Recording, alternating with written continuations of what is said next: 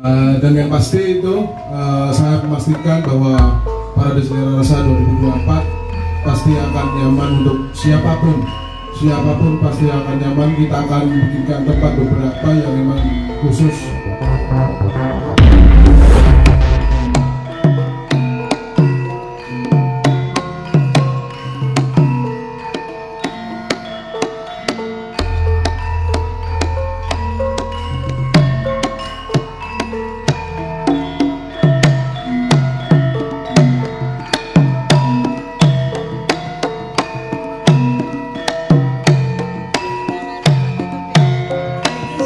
Director dari event yang akan berlangsung pada bulan Juni nanti. Kami masih jauh karena kita ingin sounding dari saat ini. Baik, untuk teman-teman, sekali lagi saya aturkan terima kasih sekali untuk waktunya di sela-sela kesibukan mencari berita, terutama mungkin berita politik ya. Karena pasti sedang panas-panasnya gitu ya, masih tetap menyempatkan waktunya di hari ini. Menerima undangan dari tim Selalu Ada untuk hadir dalam acara press conference event Parade Selera Rasa yang akan kami langsungkan di tengah tahun nanti. Dalam tengah tahun, teman-teman tentunya tahu kenapa. Tapi yang jelas di siang hari ini mungkin saya akan berikan waktu dulu untuk Mas Malkan Mayasin, CEO dari Selalu Ada, untuk menjelaskan sebenarnya core dari Selalu Ada sendiri itu seperti apa dan eventnya sendiri itu apa saja, kira-kira. Silakan. Terima kasih waktunya Mbak Dia. Dan tak lupa terima kasih juga buat teman-teman media yang tadi dibilang Mbak Dia sudah menyempatkan waktu datang ke preskon kami di Patmo. Oke. Jadi kami dari Selalu Ada sebenarnya memang kita event organizer yang basicnya seperti biasa dengan event organizer yang lain.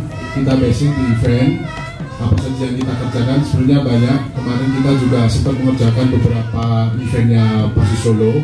Kalau ada yang pernah dengan Persis Solo, pastinya dengan Leha. Dan kali ini dan dari beberapa tahun yang lalu, Selalu Ada emang mengerjakan menjadi promotor kuliner, dan alhamdulillah untuk yang kami kerjakan dan selalu baik atau selalu sukses alhamdulillah. Dan kali ini memang kita ingin ada lagi, dan sebenarnya ini bukan kali pertama kita Selalu Ada menjadi promotor. Ini cuma salah satu bagian dari Selalu Ada, kita mengambil di promotor food. Mungkin dari teman-teman media kalau mau join, mau bikin acara atau mau bikin event yang lain, bisa juga mungkin Mbak Dia ya, bersama dengan Selalu Ada mungkin ya. Gitu Mbak Dia. Baik, terima kasih. Nah, untuk berikutnya kami akan langsung saja menceritakan mengenai kenapa kita undang teman-teman kali ini, karena jujur walaupun acaranya masih cukup jauh waktunya, tapi kami sangat butuh bantuan dari teman-teman untuk mengabarkan berita ini supaya bisa tercover baik oleh teman-teman UMKM yang ingin bergabung, atau mungkin untuk pihak-pihak dari sektor bisnis khusus yang juga ingin berkolaborasi dengan kami. Mungkin dari Mas Trisna Ciming langsung aja boleh beritahukan kira-kira ada hajatan apa yang akan digelar oleh Selalu Ada pada bulan Juni nanti. Ini bertepatan dengan liburan sekolah kebetulan. Silakan. Ya, makasih Mbak Adia. Terima kasih juga buat teman-teman media yang sudah hadir di sini. Terima kasih buat waktunya, terima kasih buat kesediaannya untuk hadir. Semoga hari ini kita bisa sama-sama berbagi ya apa yang akan kami kerjakan dari Selalu Ada. Jadi saya Ciming selaku program director dari event ini pada Selera Rasa. Jadi memang buat teman-teman yang mungkin tahun kemarin tidak join, jadi memang tahun kemarin kami sempat bikin event yang mungkin cukup fenomenal. Jadi kami bikin event dengan total pengunjung di selama 3 hari tahun kemarin di bulan Oktober ya, tepatnya itu ada lebih dari 141.000 lebih sekian. Dan ada beberapa data yang cukup kami bawa karena kemarin mungkin cukup jadi hal yang bikin orang kaget juga, iya, karena ada lebih dari 200 tenan yang kami bawa di Mangkunegaran waktu itu di bulan Oktober. Terus total perputaran uang itu pun jujur bikin kami kaget juga ya. Ternyata orang spend untuk jajan itu cukup lumayan besar kapitanya, sampai dari 50.000 sampai 100.000 yang orang itu hampir 15M uang yang berputar selama 3 hari dari kami bikin waktu itu. Jadi buat teman-teman yang hadir di kami adalah selalu ada, kami adalah promotor yang waktu itu di bulan Oktober tahun kemarin kami yang memprakarsa saya untuk membuat sebuah festival jajanan yang besar di Solo dan mungkin di Jawa Tengah mungkin ya, karena dengan total UMKM yang cukup banyak. Nah, karena alasan itu juga akhirnya tahun ini kami bersepakat bersama teman-teman di Solo Ada untuk menciptakan kembali dengan hasil evaluasi tahun kemarin, dengan hal-hal lain yang coba kami pikirkan untuk menjadi lebih baik lagi, dengan semua saran dan kritik dari baik itu dari teman-teman pengunjung, dari teman-teman tenan, itu jadi materi banget buat kami. Jadi untuk tahun ini kami adakan di tanggal 21, 22, dan 23 bulan Juni 2024 di lokasi yang sama. Kami masih gunakan Mangkunegaran dan kami juga masih bekerja sama dengan Dinas Koperasi Surakarta. Dan untuk tahun ini memang kami punya target lebih besar, dari jumlah tenan, dari apa yang akan kami suguhkan.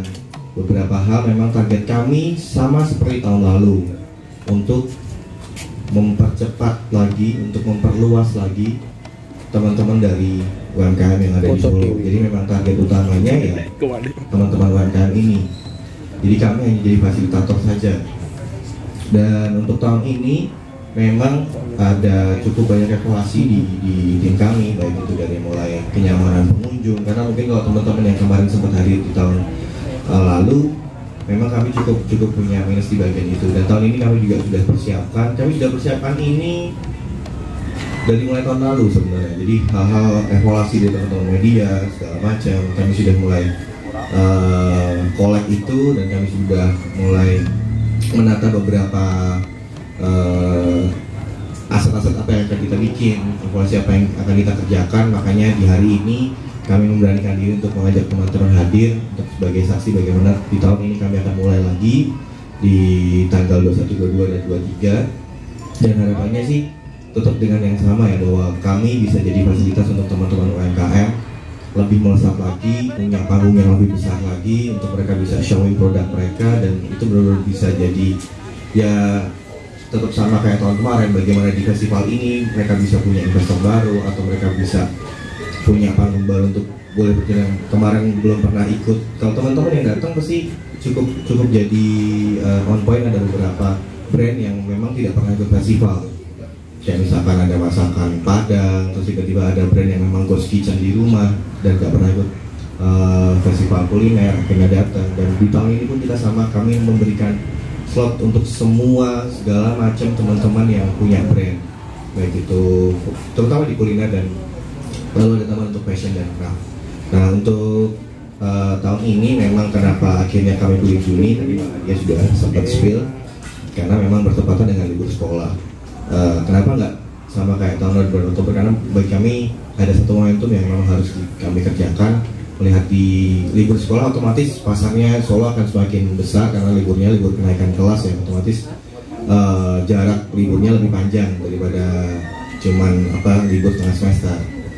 Itu juga kenapa alasannya 21, 22, dan 23 itu bertepatan dengan libur sekolah. Lalu selain itu memang kami jujur, kenapa di awal tadi mungkin teman-teman banyak yang bertanya, kan eventnya masih Juni, Mas Mbak, kenapa sudah mulai preskon gitu.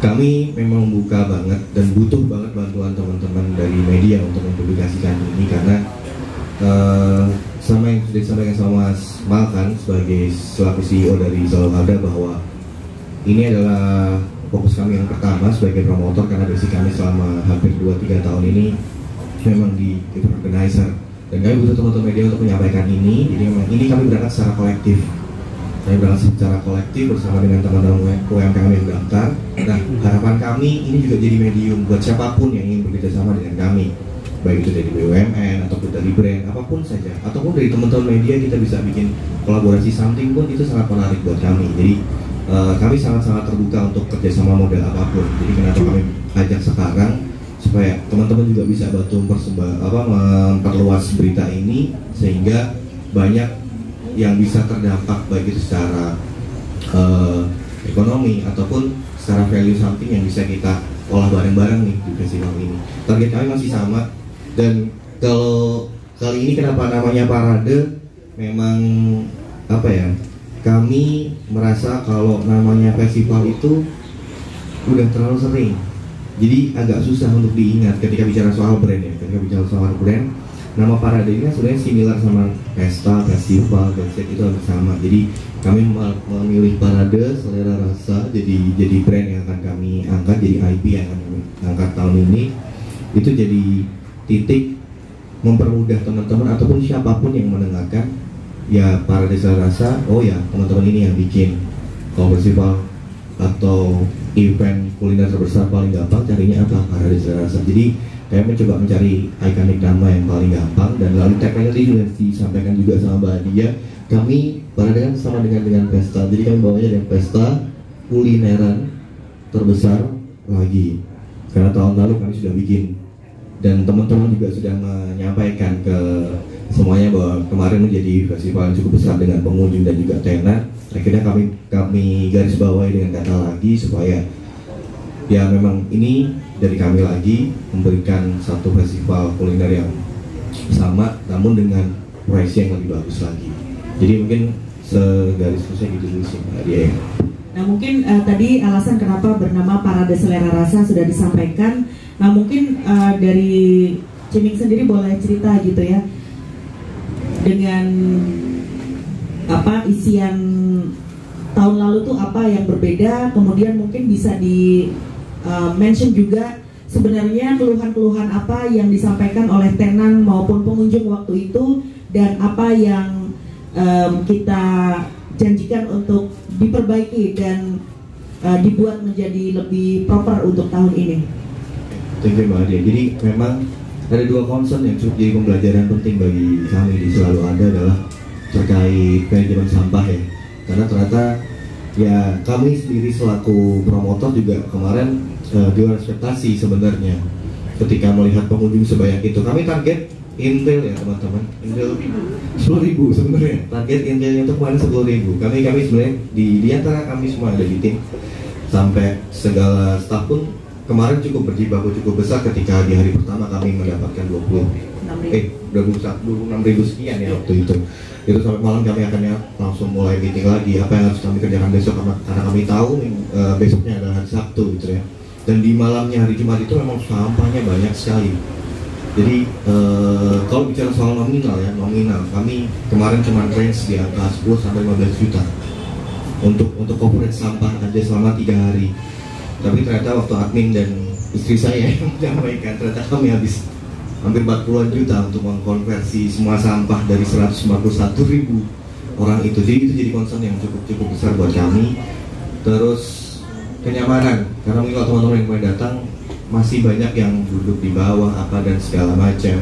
Itu jadi concern utama buat kami, bagaimana tidak hanya teman-teman UMKM yang nyaman, tapi semua pengunjung juga akan merasakan kenyamanan dari apa yang akan kami buat. Kalau untuk teman-teman tenan, kami juga akan lebih maksimal lagi, karena di tahun ini kami akan berkolaborasi hampir dengan semua akun kuliner yang ada di Solo. Jadi setelah hari ini sama teman-teman media, di bulan ini juga kami akan bikin pertemuan dengan teman-teman seluruh akun foodies ataupun blogger yang berkecimpung di dunia kuliner. Kami akan ajak mereka bekerja sama, mereka semua akan jadi bagian dari kami, karena basicnya adalah kuliner, jadi mungkin mereka jadi kuncian juga untuk teman-teman. Jadi harapan kami bisa ada sinergi antara teman-teman kuliner dan juga teman-teman UMKM, karena memang goals kami balik lagi ke gimana caranya UMKM bisa lebih mulai digital, jadi lebih tahu gimana kalau saya persiapan jualan di sebuah festival, biar mereka tidak cuma ada di sini-sini aja. Karena ternyata ketika kemarin itu ada beberapa hal yang sungguh luar biasa terjadi. Mbak Adia pun juga tahu bagaimana di hari pertama itu hampir 60%. Hampir 60%. Tenan sold out sebelum jam 9 malam tahun lalu. Akhirnya yang awalnya pada ragu, di hari kedua Sabtu itu ada satu tim lagi, ada manajer, ada Mbak Eki. Itu di WhatsApp-nya banyak banget sekali masuk untuk bisa nggak sih aku ikut lagi di hari Sabtunya. Karena memang untuk yang tahu ini sebuah hal yang tidak mungkin ya, untuk bawa 200 tenan, nanti siapa yang akan beli, nanti bakal laku apa enggak, siapa yang akan datang.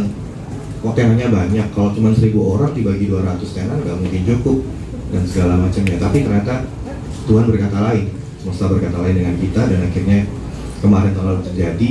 Jadi hal-hal itu pun akan kami preventif banget. Jadi itu udah dari sponsor, dari mulai sampah, kenyamanan pengunjung, sampai tenan. Itu yang teman-teman nggak tahu, aku spill hari ini aja. Jadi di hari ketiga yang cukup bikin kami panik, hampir kami semua panik.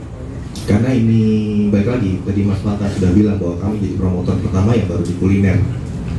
Terus mungkin teman-teman ada diskusi, kenapa bikin konser musik? Konser musik bahaya. Jadi udah banyak yang bikin, kalau bikin kuliner aja. Karena itu yang lebih jelas, karena kami punya vision di teman-teman UMKM. Di hari ketiga jam 6:30 malam, jam 6:30 malam itu, jam 6:30 malam, saya ingat banget jam 6:30 malam, kepala produksi kami Mas Gilang telepon saya dan Mas Pakan waktu itu, Mas, listrik di site ini mati. Loh kok bisa? Nggak tahu. Akhirnya saya dan Makan datang ke TKP. Ternyata Sabtu sampai TKP, kabel dari genset itu sudah terbakar full untuk satu set tenan. Tapi waktu itu memang jelas kami semua panik ya. Mbak Adia dan Mbak Eki selaku tenan direktur juga pasti sangat panik, karena semua tenan berhubungannya dengan mereka berdua. Pasti protes, listriknya nggak nyala dan segala macam. Saya dan Mas Makan cukup panik juga, karena harus nggak mungkin kita cari genset di jam sekian dan diantar, cari kabel juga nggak ketemu. Akhirnya Mbak Adia di samping saya ini adalah jadi penolong. Akhirnya dia sudah bilang, karena kan saya dan kepala produksinya Mas Gilang dan Makan juga sudah tidak bisa berbuat apa-apa, karena segala macam sudah kami coba, ternyata memang nggak bisa kekejar untuk ngomong listriknya. Kami sudah siap dimaki-maki oleh tenan waktu itu, tapi ternyata Mbak Adia punya satu blessing ya tahun lalu kayak kemarin. Jadi dia langsung datang. Kalau teman-teman datang di satu site itu emang ada stage yang untuk jadi hiburan di situ. Set keduanya di situ, Mbak Adia langsung pegang mic. Langsung dia mulai mempromosikan semua tenan yang listriknya mati. Semua tenan yang ada di situ. Ada sekitar 25-an lebih ya di situ ya. Di site itu ada 25-an lebih. Sedangkan itu baru jam 6:30 ya, otomatis jam prime time. Dan itu di hari ketiga. Kami sudah siap bakal dimaki-maki, tapi semesta dan Tuhan berkata lain. Tenan yang 25 ini yang listriknya mati, selesai event itu mengucapkan terima kasih ke personal Mbak Adia dan Eki. Mereka menyampaikan terima kasih karena kami selaku promotor bekerja dengan baik, kami melakukan semua halnya dengan, karena memang balik lagi fokus kami bukan soal uang atau apapun, tapi bagaimana kami membuat sebuah festival yang memang benar. Dan tujuan kami juga memang di UMKM-nya, makanya fokus kami ke sana. Kami pun juga kaget, selepas itu kita banyak banget dapat makanan ya. Nggak sih? Betul. Gak usah nangis dong. Coba cerita ya kemarin menangani, karena nangani langsung Mbak Adia dan juga Eki soalnya. Jadi karena saya juga akan tanggung sama memakan kursi listriknya. Ya mungkin kalau untuk teman-teman kenapa dari beberapa insiden yang tidak kami inginkan tentu saja terjadi di 3 hari penyelenggaraan di tahun kemarin itu, dan menjadi pembelajaran juga buat kami. Makanya kenapa ketika tahun ini selalu ada meniatkan untuk membuat parade selera rasa dengan skup yang besar juga. Itu saya sudah banyak sekali wanti-wanti apa yang harus dikerjakan oleh timnya Mas Malkan dan juga Mas Krisna gitu. Yang menjadi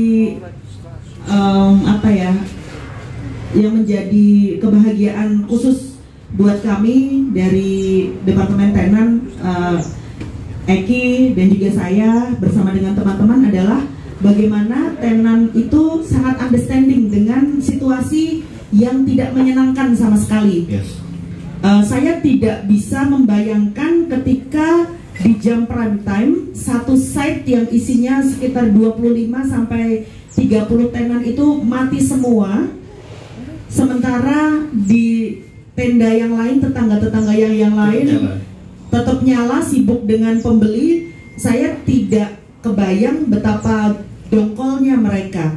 Tetapi yang menjadikan saya cukup kaget adalah bahwa sepanjang kejadian itu tidak ada WA yang marah-marah, ya mungkin hanya 1-2 yang Mbak ini gimana, kurang berapa lama, yang masalahnya apa sebenarnya. Yang menjadi kunci dari kami adalah setelah ini ya mendengarkan testimoni-testimoni dari tenan setelah acara berakhir adalah kami sebagai event organizer mungkin baru satu-satunya yang benar-benar concern dengan situasi trouble, kemudian hal-hal yang biasanya tidak ditemukan tenan di event organizer manapun. Tenan-tenan kuliner yang ikut beragam event itu biasanya kamu daftar, kamu ikut, setelah itu ya udah biasanya dilepas begitu saja. Bahkan ada yang ketika trouble terjadi itu benar-benar lari semua. Itu tidak akan pernah terjadi pada kami karena seperti Mbak Eki, dia berangkat sebagai tenan juga, jadi dia tahu bagaimana rasanya menjadi tenan jualan ditinggal. Itu yang benar-benar menjadi poin dari kami ketika punya niat membuat event kuliner, bahwa ini acara UMKM. Siapa bintangnya, siapa yang jadi highlightnya, ya tenan ini. Kalau kita tidak nge-treat mereka dengan betul, baik itu dari sistem kenyamanan, kemudian sepanjang penyelenggaraan acara itu dalam tanda kutip tidak ada customer service-nya yang menjawab semua pertanyaan dari mereka, itu tentunya gimana ya, jualan juga nggak akan lega gitu, nggak akan plong. Ada hal yang masih mereka jadikan ganjalan gitu. Nah, walaupun sebenarnya di sistem komunikasi kami itu benar-benar satu arah, hanya kami yang boleh menyampaikan, tapi selalu ada info-info berkala. Jadi mereka tidak bertanya-tanya sama sekali, tidak ada kemarahan yang terlalu luar biasa yang kami hadapi. Jadi dari pelajaran-pelajaran itu teman-teman dari Selalu Ada sudah bersiap dengan beragam preventif untuk besok ya, untuk besok kayak gimana acara yang tahun depan gitu. Ya. Jadi memang benar banget dari Bang Dia sendiri, dari mulai itu tadi poin listrik. Jadi poin listrik itu cukup jadi kuncian buat kami karena notabene ya nggak mudah. Yang mungkin kalau 30-50 tenan it's okay ya, masih mudah banget. 200 ternyata sebenarnya kami juga waktu itu memang jujur secara personally dari saya atau teman-teman juga punya keraguan, tapi kami sama-sama yakin bahwa niat kami baik. Kami punya niat kasih medium buat teman-teman kuliner untuk jadi lebih besar, dan akhirnya ya terjadilah tahun lalu sebesar itu, dan tahun ini pun baru jadi concern kami bagaimana listrik itu cukup jadi kuncian banget. Listrik tiga elemen penting ini adalah yang tahun ini kami coba akan perbaiki semaksimal mungkin, dari mulai listrik, kenyamanan tenan maupun juga para pengunjung, juga manajemen sampah. Jadi harapannya sih mungkin teman-teman, jadi mungkin kalau yang teman-teman media biasa mendengarkan juga, kalau sombong jelas ya, kami mencoba sombong juga dengan apa yang kami kerjakan karena memang kami serius di situ. Karena beberapa kali kalau yang baru-baru aja ini mungkin ada yang teman mendapatkan berita ada festival Cap Gomeh tapi ternyata kecu nggak? Ada yang dapat berita itu nggak? Acaranya di Mangkunegaran. Tapi ternyata nggak jadi, ternyata belum booking Mangkunegaran. Terus katanya artisnya ini, tapi ternyata artisnya belum di booking. Oh udah tahu, iya itu ternyata eventnya bodong. Event bodong. Jadi kenapa kami juga pengen ngajak teman-teman hari ini, kami ingin menyampaikan bahwa kami seserius itu. Mungkin 1000% kami lebih serius daripada, karena yang disampaikan Mbak Adia, karena belum tentu orang ngurusin kuliner.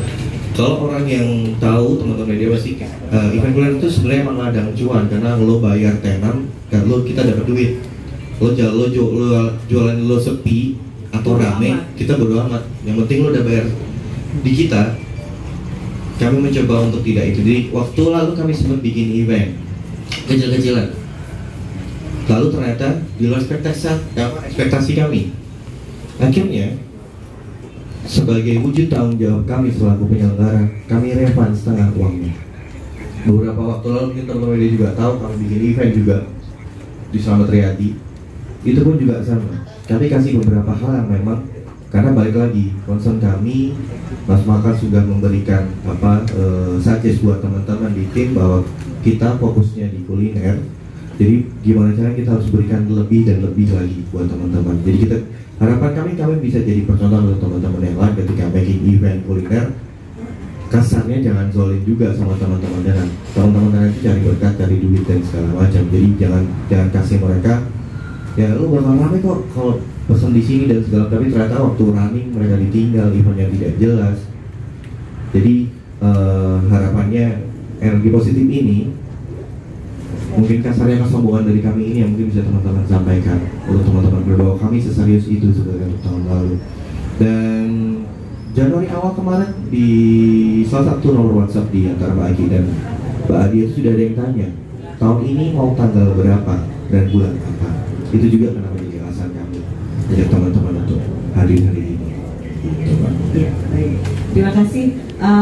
Mungkin yang jadi poin juga bahwa kenapa tahun lalu dengan makanan kita mungkin bisa bikin 1 tahun 2 kali mungkin Mbak Dia teman-teman kalau alam meridhoi, tapi ya tidak tahu. Dan yang pasti itu saya memastikan bahwa Parade Selera Rasa 2024 pasti akan nyaman untuk siapapun pasti akan nyaman. Kita akan bikinkan tempat beberapa yang memang khusus untuk teman-teman yang masih mempunyai kekurangan. Kita akan adakan tempat musola, mungkin akan kita besarkan lagi karena kemarin konsen musola kita masih memakai di tempatnya Mangkunegaran dan ternyata kecil, mungkin ini akan kita perluas. Dan yang terakhir, terima kasih sekali untuk teman-teman media yang sudah hadir di siang menjelang sore ini. Silakan Mas Jimmy. Kalau saya nggak banyak sih, paling ya malah butuh bantuan teman-teman untuk menyebarluaskan acara ini, bagaimana biar teman-teman UMKM juga semakin punya kesempatan yang lebih besar lagi untuk bisa merasa tetap di on point kami, bagaimana Parade Selera Rasa bersama dengan Selalu Ada bisa jadi medium buat teman-teman untuk bertemu dengan investor, untuk melesat, untuk bisa lebih grow up lagi, update dari mulai style brandingnya mereka, style marketingnya mereka melalui event ini. Jadi mereka baru prepare ketika mereka bisa get out dari Solo atau ekspansi dan segala macamnya bisa dimulai bersama dengan Parade Selera Rasa. Ya, ketika meliput akan kita bagi ruangan juga, ruangan khusus untuk teman-teman media nantinya yang akan mau berkunjung di Parade Selera Rasa 2024. Ya, media center nanti kami juga ada fotografer dan lain-lain, kalau butuh materi juga kami sediakan nanti.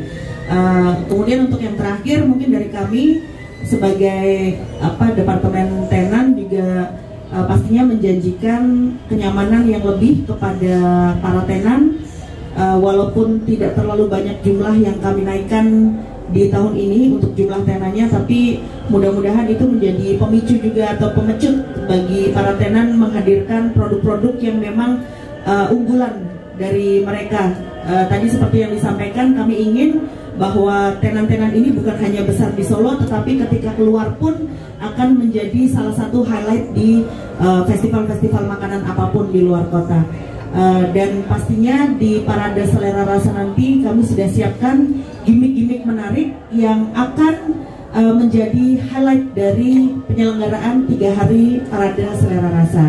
Sekali lagi kami ucapkan terima kasih atas dukungan teman-teman semuanya. Kalau setelah ini mau ada tanya jawab kembali, kami persilahkan, dan mohon tidak pulang terlebih dahulu, kita ada makan bareng setelah ini.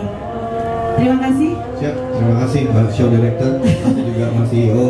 Terima kasih sekali untuk teman-teman semuanya. Terima kasih sekali. Mau foto nggak nih? Nggak ya? Nggak ada foto.